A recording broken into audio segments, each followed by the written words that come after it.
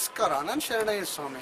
ನಮ್ಮಲ್ಲಿ ಒಂದು ಮಾತಿತ್ತು, ಏನಾದರೂ ಅವನು ವಿದ್ಯೆಯಲ್ಲಿ ಹಿಂದುಳಿದಿದ್ರೆ ಕತ್ತೆಕಾಯಿ ದನ ಕಾಯಿ ಅನ್ನುವಂತಹ ಮಾತಿತ್ತು. ಆದರೆ ಇತ್ತೀಚೆಗೆ ದನ ಕಾಯುವುದು ಮತ್ತು ಈ ಥರ ಪಶುಸಂಗೋಪನೆಯಲ್ಲಿ ತೊಡಗಿಕೊಳ್ಳುವಂಥದ್ದು ಕೂಡ ಒಂದು ವ್ಯವಸ್ಥಿತವಾಗಿರ್ತಕ್ಕಂಥ ಒಂದು ಲಾಭದಾಯಕವಾಗಿರ್ತಕ್ಕಂಥ ಉದ್ಯೋಗವಾಗಿದೆ. ಅದನ್ನು ಕೂಡ ಉದ್ಯೋಗವಾಗಿ ಪರಿಗಣಿಸಿ ಇವತ್ತು ನಾವೇನು ಶಹರಗಳಲ್ಲಿ ಏನು ನಾವು ಬಂಗಾರದ ಅಂಗಡಿಗಳು, ಬಟ್ಟೆ ಅಂಗಡಿಗಳನ್ನು ಯಾವ ರೀತಿ ಶೋರೂಮ್ಗಳ ಥರ ನೋಡ್ತಾ ಇದ್ದಾರೋ ಅದೇ ರೀತಿಯಾಗಿ ಕುರಿ ಸಾಕಾಣಿಕೆಯಲ್ಲಿ, ಮೇಕೆ ಸಾಕಾಣಿಕೆಯಲ್ಲಿ ಶೋರೂಮ್ ಥರ ಮಾಡ್ತಾ ಇದ್ದಾರೆ, ವೈಜ್ಞಾನಿಕವಾಗಿ ಸಾಕಾಣಿಕೆ ಮಾಡ್ತಾ ಇದ್ದಾರೆ. ಅದರಲ್ಲಿ ಕೇವಲ ಒಂದೇ ತಳಿಯಲ್ಲ, 10 ತಳಿಗಳನ್ನು ಒಂದೇ ಸೂರಿನಡಿಯಲ್ಲಿ ಸಾಕಿದ್ದಾರೆ ಮತ್ತು ಅದನ್ನು ಏನು ವ್ಯವಸ್ಥಿತವಾಗಿ ಮಾಡಿರ್ತಕ್ಕಂತಹ ಅದನ್ನು ಉದ್ಯೋಗ ಮಾಡಿಕೊಂಡಿದ್ದಾರೆ. ಅದು ಒಂದು ಇಂಡಸ್ಟ್ರಿ ಥರ ಮಾಡಿದ್ದಾರೆ. ಇದು ಬಹಳ ಭಾರತದ ಮಟ್ಟಿಗೆ ಮತ್ತು ಕರ್ನಾಟಕದ ಮಟ್ಟಿಗೆ ಆಗಿರ್ತಕ್ಕಂಥ ಒಂದು ದೊಡ್ಡ ಬದಲಾವಣೆ. ಈ ಒಂದು ಬದಲಾವಣೆಗಳು ಲಾಭದಾಯಕವಾಗಿ ಆದರೆ ನಮ್ಮ ಏನು ವಿದ್ಯಾವಂತ ನಿರುದ್ಯೋಗಿಗಳು ತುಂಬ ಬದಲಾವಣೆ ಆಗಬಹುದು, ಆರ್ಥಿಕವಾಗಿ ಸಬಲರಾಗಬಹುದು ಎನ್ನುವಂಥದ್ದು ಕಿಸಾನ್ ವಾರ್ತೆ .com ಒಂದು ಅಭಿಪ್ರಾಯ. ಈ ದಿಶೆಯಲ್ಲಿ ಮಸ್ಕಿ ಭಾಗದ ವಿರೂಪಾಕ್ಷಪ್ಪ ಮತ್ತು ಅವರ ಮಕ್ಕಳು ತುಂಬ ಒಂದು ವೈಜ್ಞಾನಿಕವಾಗಿ ಪ್ರಯತ್ನ ಪಡ್ತಾ ಇದ್ದಾರೆ ಮತ್ತು ಆ ದಿಶೆಯಲ್ಲಿ ಅವರು ಒಂದು ಬಂಡವಾಳವನ್ನು ತುಂಬ ಧೈರ್ಯದಿಂದ ವಿನಿಯೋಗಿಸಿದ್ದಾರೆ. ಅವರ ಒಂದು ಈ ಚಿತ್ರಣವನ್ನು ಕಿಸಾನ್ ವಾರ್ತೆ .com ಈ ಮೂಲಕ ಸಾದರಪಡಿಸುತ್ತಿದೆ. ಸರ್ ನಮಸ್ಕಾರ. ನಮಸ್ಕಾರ. ಸರ್ ತಮ್ಮ ಹೆಸರು? ನಮ್ಮ ಹೆಸರು ವಿರೂಪಾಕ್ಷಪ್ಪನವರು. ಸರ್ ಏನು ಕುರಿ ಸಾಕಾಣಿಕೆ ಯಾವಾಗಿಂದ ಮಾಡ್ತಾ ಇದ್ದೀರಿ? ನಾವು 4 ತಿಂಗಳಾಯ್ತು ಮಾಡಿ. 4 ತಿಂಗಳಿಂದ. ಎಷ್ಟು ತಳಿ ತಂದಿದ್ದೀರಿ? ನಾವು 4 ವೆರೈಟೀಸ್ ಇದಾವೆ. 4 ವೆರೈಟೀಸ್. ಯಾವ್ದು ಇದು? ಯಾವ್ದು ವೆರೈಟಿ ಇದು? ಒಂದು ಜವಾರಿ ಲೋಕಲ್ ರೇಟ್. ಹಾಂ ಹಾಂ ಹಾಂ. ಇವು ಎಷ್ಟದಾವೆ? ಇವತ್ತು ಒಂದು ಸದ್ಯಕ್ಕೆ 10 ಇದೆ. 10 ಅದಾವಲ್ಲ? ಅಂದ್ರೆ ಈ ಇದೇನು ಕೊಟ್ಟಿಗೆ ಪದ್ಧತಿಗೆ ಇದು ಹೊಂದ್ಕೊಂಡವ? ಇಲ್ಲ ಎಲ್ಲ ಹೊಂದ್ಕೊಂಡಿದಾವ. ಏನು ಹೆಂಗೆ ಬೇರೆ ಕಡೆ ಹೆಂಗಿರ್ತಾವ ಹಂಗೆ ಅದಾವೆ. ಹ್ಞೂ. ಅಲ್ಲಿ ನೀವು ಎಷ್ಟು ಬಂದಿದ್ರಿ? ನಾವು ಎಲ್ಲ ಆಡುಗಳು ಬೇರೆ ಬೇರೆ ಇದ್ದಾವೆ. ಅಲ್ಲ ಇವು ಎಷ್ಟು ಇರ್ತದೆ? ಫಸ್ಟಿಗೆ 10 ತಂದೇವೆ. ಹಾಂ 10 ಅದಾವ್ರ? ರೇಟ್ ಇದು? ಇದು ರಾಮ್ ಬುಲೆಟ್ ಅಂತ ಮೆಹಬೂಬ್ನಗರದಿಂದ ತಂದಿರಿ. ಇವು ಎಷ್ಟು ಅದಾವೆ? ಇವು 10 ಅದಾವೆ ರೀ. ಹಾಂ ಹಾಂ. ಆಮೇಲೆ ಬಂದಾಗ ಗರ್ಭಾವಸ್ಥೆಯಲ್ಲಿದ್ದು 10 ಗರ್ಭಾವಸ್ಥೆಗೆ ಇದ್ದರೆ ಈಗ ಮರಿ ಹಾಕಿವೆ. ಎಲ್ಲ ಮರಿ ಹಾಕಿದಾವೆ. 10 ಮರಿ ಹಾಕಿದಾವೆ. 10 ಮರಿ ಹಾಕಿವೆ. ಇವು ಒಂದು ಹಾಕ್ತಾವ್ರಿ? ನೀನು 2 ಏನಾರು ಹಾಕ್ತಾವ? ಒಂದೇ ಹಾಕದ. ಒಂದೇ ಹಾಕೋದು. ಇದರಲ್ಲಿ ಹೆಣ್ಣು ಜಾಸ್ತಿ ಅದಾವೆ, ಟಗರು ಜಾಸ್ತಿ ಅದಾವ್ರಿ? ಇದ್ರಾಗ ಒಂದು ಟಗರ್ ಐತ್ರಿ. ಹ್ಞೂ ರೀ. ಇದೊಂದು ಬೇರೆ ಇದೆ ಟಗರ್. ಹಾಂ ಹಾಂ ಹಾಂ. ಅಲ್ಲ ನೆಕ್ಸ್ಟ್ ಗರ್ಭ ಇದಕ್ಕೆ ಹಾಕಕ್ಕೆ ಮತ್ತೆ ಒಂದು 2 ತಿಂಗಳು ಕಳಿಬೇಕು. 2 ತಿಂಗಳು ಬಂದು ಗರ್ಭ ಹಾಕ್ಬೇಕು. ಹಾಂ. ಈ ತಳಿ ವಿಶೇಷತೆ ಏನು ಇದ್ರದ್ದು? ವಿಶೇಷತೆ ಏನಾದ್ರು ಸ್ವಲ್ಪ ಮಾಂಸಕ್ಕಿಂತ ಮುಂದೆ ಮಾರಾಟ ಅನುಕೂಲ ಆಗುತ್ತೆ. ಆಮೇಲೆ ಫಾಸ್ಟ್ ಗ್ರೋತ್ ಐತ್ರಿ ಇದು?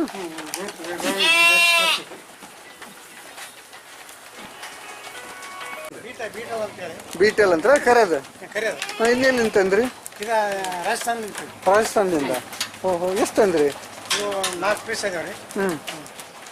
ಇನ್ನೊಂದು ಇದೆಯಲ್ಲ, ಇದು ಯಾವುದು? ಶಿರೋಯಿ ಅಂತ ಇದು? 50. ಹಾಂ ಹಾಂ. ಇವೆಲ್ಲ ತಂದಾಗಿದ್ದಿದ್ದೂರ ಅಥವಾ ಇಲ್ಲಿ ಬಂದಿದ್ದಾಗಿದ್ದಾವ? ಕೆಲವು ಗರ್ಭಾವಸ್ಥೆ ಇದಾವೆ. ಕೆಲವು ಮರಿ ಹಾಕಿವ್ರು. ಮರಿ ಹಾಕಿದವ್ರ? ಈ ಆಡು ಎಷ್ಟು ಇದ್ದಾವ್ರಿ? ಒಮ್ಮೆ ಒಂದು ಸಲಕ್ಕೆ 2 ಆಗ್ತದೆ. ವರ್ಷಕ್ಕೆ 2 ಸಲ.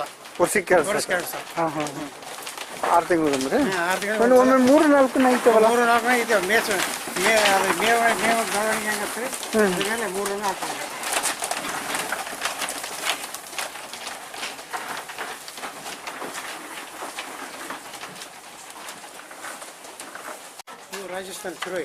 ರಾಜಸ್ಥಾನದ್ರಿ ಇವು? ಇವನ್ ಎಷ್ಟು ತಂದಿದ್ರಿ? ಇವು 50 ಇವೆಲ್ಲ ಹೊಂದ್ಕೊಂಡಿದ್ದಾವಲ್ಲ? ಈ ವೆರೈಟಿ ಇದ್ರದ್ದು ಒಂದು 4 ದಿವಸ ಸ್ವಲ್ಪ ಜರ್ನಿ ಭಾಳ ಆಗಿತ್ತಲ್ರಿ, ಅಲ್ಲಿ ಸ್ವಲ್ಪ ಮಂದಾಗಿದ್ವಿ. ಈಗೆಲ್ಲ ಚೇಂಜ್ ಆಗಿದೆ. ಅಲ್ಲಿ ಈ ವೆರೈಟಿ ಏನು ವಿಶೇಷತೆ? ಇದು ಏನು ವಿಶೇಷ ಇಲ್ಲ, ಜವಾರಿ ಐಟಮ್ ಇದು. ನಮ್ಮಲ್ಲಿ ಜವಾರಿ ಹೆಂಗಿರ್ತದೆ ಆ ಟೈಪ್. ಅಲ್ಲ ಇದಕ್ಕೇನ್ರಿ ಮಾಂಸಕ್ಕೆ ಬೇಡಿಕೆ ಅಥವಾ ಏನ್ರ ಲೆಕ್ಕನ ಮಾರಾಟ? ನಾವು ಗಂಡು ಬಂದ್ರೆ 6 ತಿಂಗಳಿಗೆ ಮಾರಾಟ ಮಾಡ್ತೀವಿ, ಹೆಣ್ಣು ಬಂದ್ರೆ ಬೆಳವಣಿಗೆ ಮಾಡ್ತೀವಿ, ಅಭಿವೃದ್ಧಿ ಮಾಡ್ತೀವಿ. ಹೆಣ್ಣು ತಳಿ ಎಲ್ಲ ನಾವು ಸೇಲ್ ಮಾಡಂಗಿಲ್ಲ. ಅಲ್ಲಿ ಈಗ ಇದೆಯಲ್ಲ ಈ ಸಿಸ್ಟಮ್ಗೆಲ್ಲ ಹೊಂದ್ಕೊಂಡಿದ್ದಾವಲ್ಲ ಇವು ಕಾಲ್ ಫೀಡಿಂಗ್. ಇದರಲ್ಲಿ ಎಷ್ಟದ ಹೋತ? ಇದರಲ್ಲಿ 2 ಅದಾವ. 2 ಸಾಕ್ರ? ಎಷ್ಟಕ್ಕೆ? 2 ಸಾಕು. 3 ಅದಾವ ರೀ. ಸಿಗುತ್ತೆ. 5 ಪೀಸ್ ಅದ.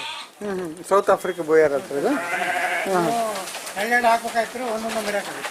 ಒಂದೊಂದು ಮರಿ ಹಾಕಿದ್ದಾವೆ. ನಾಲ್ಕಕ್ಕೆ ಒಂದೊಂದು ಮರಿ ಹಾಕಿ. ಇದಕ್ಕೇನು ಸ್ಪೆಷಲ್ ಒಂದೊಂದು ಇದಕ್ಕೆ ಇದು ಮಾಡಿದ್ದೀರಲ್ಲ? ಇವು ಸ್ವಲ್ಪ ಭಾಳ ಒಂದಕ್ಕೊಂದು ಆಗಿ ಬರೋದು ಓಹೋ, ಅದ್ರ ಸಲುವಾಗಿ ಸಪ್ರೇಟ್ ಹಾಕಿಬಿಟ್ಟು. ಹೌದಾ? ಹಿಂಗಾದ ಮತ್ತು ನಿಮಗೆ ಸ್ಪೇಸ್ ಕಡಿಮೆ ಆಗುತ್ತಲ್ಲ? ಫೇಮಸ್ ಮುಂದೆ ಒಂದಿಗೆ ಸದ್ಯಕ್ಕೆ ಜಾಗ ಐತಿ ಹಾಕಿ, ಆಮೇಲೆ ಭಾಳ ಭಾಳ ಹೊಂದ್ಕೊಂತವ್ರ. ಈಗ ಒಂದೇ ಈಗ ಕಡಿಮೆ ಇರೋದ್ರಿಂದ ಕಡಿಮೆ ಜಾಗ ಆಯ್ತಲ್ಲ, ಬೇಸ್ ಇದ್ದದಕ್ಕೆ ಸಪ್ರೇಟ್ ಮರಿಯನ್ನು ಹಾಕಿವಲ್ರಿ, ಮರಿಗೆ ಅನುಕೂಲ ಆಗಲ್ಲ ಅಂತೇಳಿ ಮರಿ ಇಲ್ಲಿ 2 ಹಾಕಿದ್ದಾರಲ್ಲ ನೀವು? ಒಂದೊಂದು ಹಾಕಿತ್ತು. ಏನು ಈಗ ಒಂದು ವಾರ ಆಯ್ತು ರೀ ಬೇರೆ ಅಲ್ಲಿ 2 ಇದಾವಲ್ಲ ಇಲ್ಲಿ? ಅದರದೊಂದು ಈಗ ಎಷ್ಟು ದಿವಸ ಹಾಲು ಕೊಡ್ತೀವಿ ನೀವು? ಒಂದು ತಿಂಗಳ 40 ದಿವಸ ರೀ. 40 ದಿವಸ. 40 ದಿವಸದಿಂದ ಮೇವು ಬೇಕು. ಅಲ್ಲ, ಮತ್ತು ಇದ್ರಿಗೆ ಏನಾರು ಹಾಲು ಹಿಂಡ್ಕೊಂತೀರೇನು? ನಾವೇನು ಹಣ್ಣಕ್ಕಿಲ್ಲ, ಅದಕ್ಕೆ ಮಾಡ್ತೀವಿ. ಅದಕ್ಕೆ ಮಾಡ್ತಾರೆ. ಅದಕ್ಕೆ ಮೇಕೆ ಹಾಲು ಅಂದ್ರೆ ಅಷ್ಟು ಹಾಲು ಬರೋಂಗಿಲ್ಲ, ಮರಿಗಳಿಗೆ ಸಾಕಷ್ಟು ಕಡಿಮೆ ಆಗ್ತದೆ. ಅದಕ್ಕೆ ನಾವೇನು ಉಪಯೋಗ. ಇದು ತಮಿಳುನಾಡಿನಿಂದ ಅವು ಒಂದು 5, ಇದು ಒಂದು ತಮಿಳುನಾಡು. ಓಹೋ,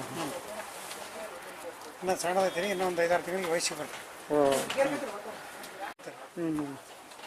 ಆಮೇಲೆ ಇಲ್ಲಿ ಬಂದ್ಮೇಲೆ ಏನು ಬೇರೆ ಬೇರೆ ಬೇರೆ ಪ್ರದೇಶದಿಂದ ತಂದಿದ್ದೀರಲ್ಲ, ಬಂದ್ಮೇಲೆ ಎಲ್ಲ ಇವು ಸರಿಯಾಗಿ ಬೆದಿಗೆ ಬರೋದು ಆಗಿದೆಯಲ್ಲ? ಬೆದಿಗೆ ಬನ್ನಿ ಕಟ್ಕೊಂಡವ, ಏನು ಸಮಸ್ಯೆ ಇಲ್ಲ? ಸಮಸ್ಯೆ ಆಗಿಲ್ಲ. ಆ ಪ್ರದೇಶಕ್ಕೆ ಅಂದ್ರೆ 2-3 ಇವು ಇಲ್ಲಿ ಅಂದ್ರೆ ಒಂದು ಹಂಗೇನಾಗಿಲ್ಲ? ಇನ್ನು ಹಂಗೇನಿಲ್ರಿ. ಒಂದು ಸೌತ ಬೋಯ್ ಅಂದ್ರೆ ಅವೆರಡು ಹಾಕಬೇಕಾಗಿತ್ತು ರೀ, ಒಂದೊಂದು ಹಾಕ್ಯವ್ರಿ. ಅದೇನು ಮೊದಲ ಗರ್ಭಾವಸ್ಥೆ ಸರಿಯಾಗಿ ಮೇಲಕ್ಕೆ ಈಗ ಒಂದೊಂದಾಗಿರ್ಬೇಕು ಅಂತ ನಮ್ಮ ಅಭಿಪ್ರಾಯ. ಈ ರೀತಿ ಎತ್ತರಲ್ಲಿ ಇದನ್ನ ಮಾಡಬೇಕು ಅಂತ ಯಾವ ಐಡಿಯಾ ಹೆಂಗೆ ಬಂತದೆ ನಿಮಗೆ? ಐಡಿಯಾ ನಾವು ಸ್ವಲ್ಪ ಮುಂಡ್ರಿಗೆಲ್ಲಿ ಒಬ್ರು ಮಾಡಿದ್ರು, ಅವ್ರು ನೋಡಕ್ ಹೋಗಿದ್ವಿ ರೀ. ಅವ್ರು ನೋಡಿ ನಾವು ಆ ಥರ ಇದನ್ನ ಮಾಡಿದ್ರಿ. ಇದನ್ನ ಈ ರೀತಿ ಅಟ್ಟದ ಸಿಸ್ಟಮ್ ಮಾಡೋದ್ರಿಂದ ಏನು ಲಾಭ ಆಗುತ್ತೆ ನಿಮಗೆ? ಏನು ಲಾಭ? ಕೂಲಾಳಿಂದೊಂದು ಕುರಿ ಗೊಬ್ಬರ ಏನು ಬರ್ತಲ್ಲ, ಅದು ಸಪ್ರೇಟ್ ದಿವಸ ಸ್ವಚ್ಛ ಮಾಡೋದು ತಪ್ಪೈತಿ. ಆಮೇಲೆ ನಮ್ಮ ಪ್ರಾಣಿಗಳಿಗೆಲ್ಲ ಮೈಲಿಗೆ ಆಗಲ್ಲ. ನೆಲದ ಮೇಲೆ ಬೆಳವಣಿಗೆ ಮಾಡಿದ್ರೆ ಮೈಗೆ ಹೆಚ್ಕೊಳ್ಳೋದು ಗಲೀಜಾತವ, ಅದು ತೊಳಕ್ಕೆ ಆಗಲ್ಲ ರೀ. ಅದ್ರ ಸಲುವಾಗಿ ಮೇಲೆ ಇರಲಿ. ಆಮೇಲೆ ಗಾಳಿನೂ ಆಗಾಡ್ತಾರೆ. ಇಲ್ಲಿ ಗಲೀಜಂಬ ಮಾತಿಲ್ಲ ರೀ. ನಾವು ಏನು ಇಕ್ಕೆ ಹಾಕ್ತಾವಲ್ರಿ, ಅವು ಕೆಳಗಡೆ ಹೋಗಿಬಿಡ್ತೇವೆ. ಹಂಗೆ ಹಾಕೋದ್ರಿಂದ ಏನು ಲಾಭ ಆಗುತ್ತೆ ಅಂತೀರಿ ನೀವು? ಲಾಭ ಬೇಕೆ, ನಮ್ಮ ಆಡುಗಳಿಗೆಲ್ಲ ಸ್ವಚ್ಛತೆ ಇರ್ತೈತಿ. ಸರ್, ಈ ರೀತಿ ರೋಗ ರುಜಿನ ಕಡಿಮೆ ಆಗ್ತದೆ ರೀ. ಹವಾನು ಗಾಳಿ ಬೆಳಕು ಎಲ್ಲ ಚೆನ್ನಾಗಿ ಬರ್ತೈತೆ. ಇದು ಎಷ್ಟು ಇದು ಸರ್ ಅಂತರ ಇದೆ? ಇದು ಕಳೆಗಳಿಂದ 4 ಫೀಟ್ ಅಂತರ ಇರ್ತದೆ ಹೈಟ್ 4 ಫೀಟ್. ಒಟ್ಟು ಎಷ್ಟು ಅಳ್ತಿದೆ ಇದು? ಇದು 40 ಅಗಲ ರೀ, 60 ಫೀಟ್ ಉದ್ದ ಐತಿ. 40-60 ಸೈಜ್ನಲ್ಲಿ ನಾವು ಇದು ಕನ್ಸ್ಟ್ರಕ್ಷನ್ ಎಷ್ಟು ದುಡ್ಡು? ನಮ್ಮದು ಒಂದು 9 ರಿಂದ 10 ಲಕ್ಷ. 9 ರಿಂದ 10 ಲಕ್ಷ. ಇವನ್ನೆಲ್ಲ ಆಡ್ತಾರಕ್ಕೆ ಅದಕ್ಕೆ ಇದಕ್ಕೊಂದು 4 ಲಕ್ಷ 5 ಲಕ್ಷ ಬಂತು. ಇದಕ್ಕೆ 4-5 ಲಕ್ಷ, ಒಟ್ಟು ಒಂದು 15 ಲಕ್ಷ ರೂಪಾಯಿ ಪ್ರಾಜೆಕ್ಟ್ ಬಂಡವಾಳ. ಅಲ್ಲ ಸರ್, ಈಗ ಏನಂತಂದ್ರೆ ಈ ಆಡಿಗಿಂತ ಈ ಕನ್ಸ್ಟ್ರಕ್ಷನ್ ಜಾಸ್ತಿ ಆಗ್ತಲ್ಲ ಖರ್ಚು? ಜಾಸ್ತಿ ಆಗ್ತೈತೆ ರೀ. ಮತ್ತು ನಾವು 1 ವರ್ಷ 2 ವರ್ಷದಾಗ ನಮ್ಮದು ಮೇಕಪ್ ಆಗ 1 ವರ್ಷ ಆದ್ರಿಂದ ನಮ್ಮ ಗಂಟು ಬರ್ಬೋದು, ಅದು ವಾಪಸ್ ಬರ್ತೈತೆ ಅನ್ನೋದು ಬರ್ತದೆ ಅಂತ ನಮ್ಮ. ಈ ರೀತಿ ಮಾಡೋದು ಸ್ಟಾಲ್ ಫೀಡಿಂಗಿಗೆ ಇದು ಅನುಕೂಲ. ಸ್ಟಾಲ್ ಫೀಡಿಂಗ್ ಮೇವಿಂದ ಅನುಕೂಲ. ಆಮೇಲೆ ಮತ್ತೆ ಬೇರೆ ಏನಾರು ವೆಟರ್ನರಿ ಡಾಕ್ಟರ್ ಏನು ಬರ್ತಾರ ಇಲ್ಲಿ? ಬರ್ತಾರೆ, ವಾರಕ್ಕೊಂದ್ಸಲ ಬಂದ್ಬೇಕಾರೆ. ಆಮೇಲೆ ಏನೇನು ಫುಡ್ ಹಾಕ್ತೀರಿ ಇದಕ್ಕೆ? ನಾವು ಮೆಕ್ಕೆಜೋಳ ಸೊಪ್ಪಿ, ಆಮೇಲೆ ಇದು CO4 ಅಂತೇಳಿ ಮೇವು ಹಾಕ್ತೀವಿ. ಶೇಂಗಾ ಒಟ್ಟು, ತೊಗರಿ ಒಟ್ಟು ಹಾಕ್ತೀವಿ. ಅದೆಲ್ಲ ನಿಮ್ಮಲ್ಲಿ ಆಯ್ತು? ಅದು ಬೇರೆ ನಮ್ಮಲ್ಲಿ ಇಲ್ಲಿ ನಮ್ಮ ಪಕ್ಕದ ಹಳ್ಳಿ ಸಿಗ್ತೈತೆ ರೀ, ಅದನ್ನ ತಂದು ನಾವು ಇಲ್ಲಿ ಕೂಡ ಹಾಕಿದ್ವಿ, ಅದನ್ನ ಮೇಯಿಸ್ತೀವಿ. ಸರ್, ಈಗ ಒಟ್ಟು ಎಲ್ಲದಕ್ಕೆ ಸೇರಿ ಒಂದು 15 ಲಕ್ಷ ರೂಪಾಯಿ ಖರ್ಚು ಮಾಡಿದ್ದೀರಿ. ಈಗ ಎಷ್ಟು ಇದರಲ್ಲಿ ಆದಾಯ ನಿರೀಕ್ಷೆ ಮಾಡಿದ್ದೀರಿ?